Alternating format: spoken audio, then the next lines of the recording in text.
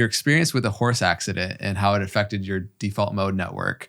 If you care to share a little bit more about that experience, because I think it's very fascinating that a lot of individuals sometimes go for years and years, decades on a path of inquiry, self-inquiry, and meditation to realize the expanded sense of self and our inherent and intra-connectedness. And you had an accident that just kind of knocked it on your head, Yeah, so to speak. exactly. Yeah, I mean, it's so funny, Andre, because the way this came up, I mean, when I was, just before I turned 20, I had this terrible accident. I was working for the World Health Organization. Ironically, I was studying curanderos, and I was going up to interview the queen of the mushrooms.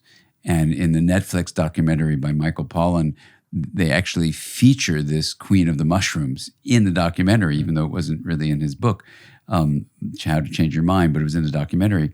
And that's who I was going to interview. But on the horse ride with two colleagues up to meet her in Oaxaca, the saddle got loose and then went to the horse's belly to full gallop. My feet stayed in the stirrups. And then my head was dragged for, they tell me, about 100 yards. And they thought I had died. And then they thought, when I was moaning that I'd broken my neck.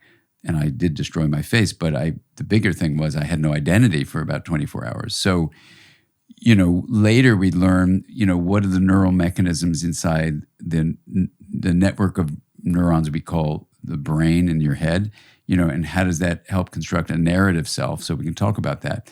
But I had that experience right when I was turning 20, and then I kind of forgot about it. I could feel a shift in who I was, and it was kind of lighter and more humorous, and I never took the name people would say to me. I sort of initially was like a joke, like, why are they calling me Dan? That's kind of funny. It's just a constructed thing. But then I kind of forgot about it on a conceptual level until decades later. I mean, literally probably over 30 years later, yeah. I was asked to give a talk as part of a conference with Houston Smith, who's a religious scholar, and Jack Kornfield, who's a mindfulness scholar, and some other folks. So Jack Kornfield was running the conference, had me to lunch, just the two of us. I'd never met him before. And he said, well, how did you find out about mindfulness? And I said, I actually don't know anything about mindfulness. He goes, that's not true. He goes, I can see you knew something about it. You know something about it. I said, no, I'm new to this whole field of contemplation. I don't meditate. I'm new to it. I don't know anything about it. He goes, no, you know something about it. And then for some reason, after 30 plus years, I told him the story of the horse accident. And then he had to go and I had to go, and we went our separate ways. But a couple hours later, I get a phone call, and it's Jack. And he goes, I can't stop thinking of what you said. I said, what? He said, the horse accident. I said, what about it? He goes, don't you understand that, just like you're saying, Andre, people meditate for decades to get what you got by accident? And I literally said to him, I said, why would people want to break their nose and lose their teeth meditating? And he starts laughing his head off. He goes, you have no idea what I'm saying. I said, Jack, more than not knowing what you're talking about doesn't make any sense. Why would someone want to hurt themselves? He goes, not hurt themselves, lose their identity. And then there was a pause. And I said, well, why would someone want to do that? And he laughs and laughs. He goes, that's one of the central features of actually deep meditation. I said, well, there was a shift, in my sense of being in the world when I didn't take that identity so seriously. And I really feel very comfortable talking to you about this. And then he says, welcome to the family. Mm. And, he and I are now closest of friends. But it was an amazing moment because I never would have thought the horse accident had any kind of advantages, particularly even conceptually. But now, if you think about what likely happened inside my brain, it literally knocked, with this repetitive hitting, probably the central area of the brain called the default mode that constructs our narrative self.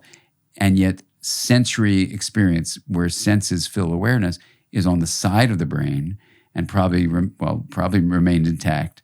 So I had, you might call it global amnesia. That is, I had a huge amnesia of not knowing where I'd been or who I am. And I didn't have words, because it probably had a dominance on my left side of my brain.